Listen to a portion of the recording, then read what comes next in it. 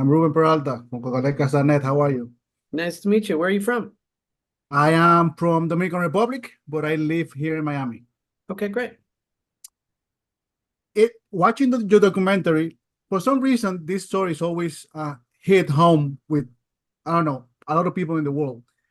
But what do you think that we're still watching these stories and still are so important for us to know what happened? You're talking to a guy who makes a lot of historical documentaries, and I believe history is what we need to all watch and read to understand where we're going in the future. I think people watch certainly stories about World War II because it was such a compelling time, and it was such a conflict that affected the whole world. I mean, there was battle all throughout Europe. There was battle in North Africa. There were battles all throughout the Pacific involving China, Japan, the Philippines, you name it. So this really was a world conflict, and even 80 something years later, they still affect us. They still present to us what could happen if we don't do the right things going forward. So I can easily see why we're all attracted to these stories and why they're still relevant today. Do you think it has to be a lot of with a point of view? I remember a couple of years ago, Clint Eastwood make two movies and in two point of view. And for me, that was something important. You as a director, you say you have a large history that telling the stories. Do you think it's really important the point of view of what happened? Because we only get one side of the story. That's an American story.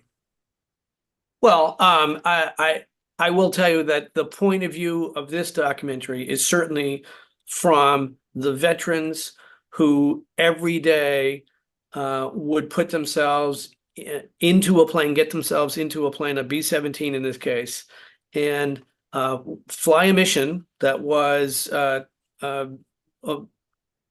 told to them that this was going to be impactful and effective, and they put their lives on the line. So there's a definite point of view within this documentary from the Americans and some English in here as well, of what they had to go through to battle Hitler and the Nazis.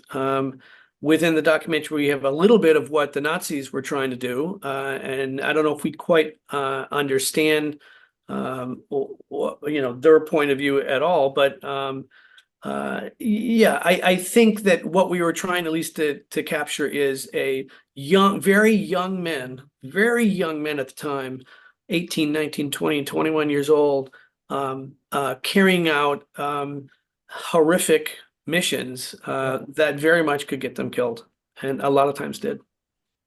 To me, it's also interesting how Tom Hanks, Steven Spielberg, they have involved in many stories since they film and they shoot Saving Private Ryan. I remember that I saw a documentary, I saw The Pacific, I saw Bands of Brothers, I have seen a couple documentaries, and now they're also involved in Master of Air and your documentary.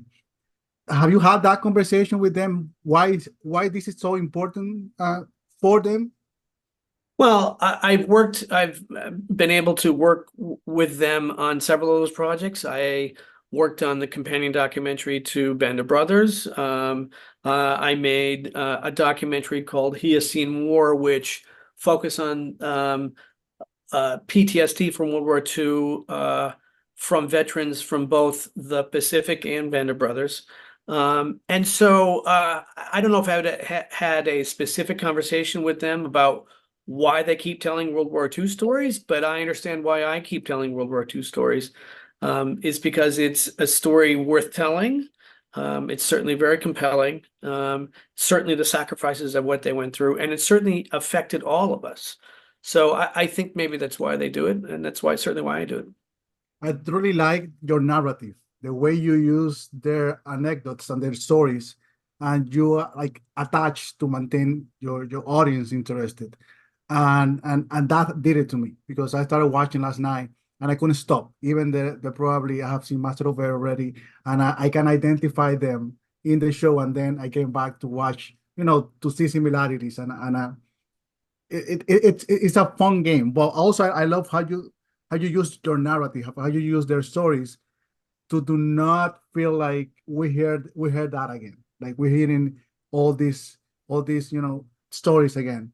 And I wonder how was that processing of creating a script with them and the questions that you use for them. Well, first of all, many of these interviews, many of these veterans have passed away. So we found interviews that were conducted with these veterans from other documentaries or other story or other shows that were created about World War II. Several of our interviews, Rosie Rosenthal, Harry Crosby, Tom Jeffries, were from a Discovery Channel program on Dresden, the Battle of Dresden, that was made in 1997. We were lucky to find those interviews to showcase the characters that are in the series. I did do some interviews with some veterans who are still with us. One would be John Lucky Luckadoo, who is one of the main characters within our documentary. And then Bob Wolf, another member of the 100th Bound group who's still alive. I believe Bob Wolf is 102 and Lucky will turn 102 this week. And so getting to interview them was amazing. They have great stories. I interviewed Lucky for about 4.5 hours. And I swear he could have kept going. He was 100 at the time. So it was great to hear their stories. We do have some interviews with both of those gentlemen that were done in the past, maybe about 10 years ago and about 4 years ago. So we have several interviews to help create this narrative. I think something important about your documentary, it's gonna be in a platform. It's gonna be worldwide. It's gonna be spread different as a fiction film. Even a show they only show in America, like happened with Band of Brothers on the Pacific. Now your documentary is gonna be open worldwide. How that make you feel? That your story now is gonna be on the same day in different part of the world.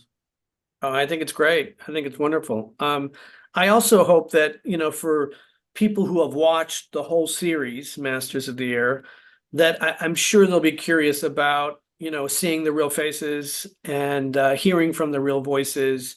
And I think hopefully that's what will satisfy is that, oh, that's what Rosie looked like, and that's what Rosie's voice looked like, and oh, he's telling the very same stories that are in Masters of the Air, which I really like. That's what I hope people get out of it. Because if I'm honest, most of the information that I have coming from a Caribbean country, it was in the books and TV. And I feel that every time that I see a new story, it's adding to my software, to my memory. And what happened in your documentary and Master of Air, I didn't know because I've seen so many stories about, people flying planes and tanks and the superhero and the heroes. But I think your work is just making it more human. And it shows that the war is the worst option sometimes or most of the times. Well, I thank you for saying that. I hope that people understand that these were real men, sometimes very young men, climbing into these planes and going on missions each day that were harrowing and horrific and heroic all at the same time. So I hope people get that out of this documentary. Mark, congratulations. I think you did outstanding work and I totally loved it. Thank you, Ruben. Pleasure meeting you. My pleasure. Have a great day. You too. Bye-bye.